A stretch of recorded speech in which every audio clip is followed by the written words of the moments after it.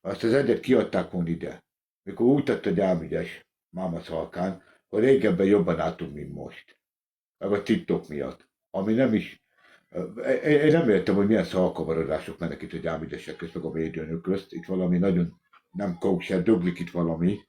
Mert félnek a börtöntől a gyámügyesek, meg a védőnök félnek a börtöntől. Hogy szabálytalanul vitték el a gyerekünket el. És ha most ezt az egyet kiadták volna ide, akkor a többit is ki kellett volna, adják ide vissza nekünk, mert jogtalanul, szabálytalanul vitték el a többi gyerekünket el. Annyi lett volna ki.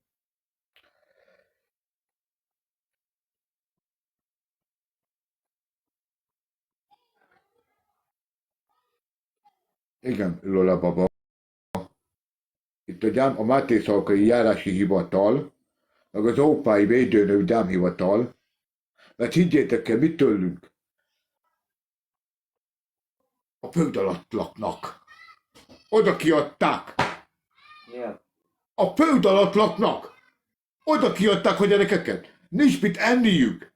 Egy ágyba alszanak az összes család egy szobába. Nincsen vécse. Bemegy az udvar a szalba, pisibe lépett bele. Bemegy a szobába, benne a lavóba szar, húgy. A gyerekeket dugja a légy. A húgyszag, szarszag. Oda kiadható.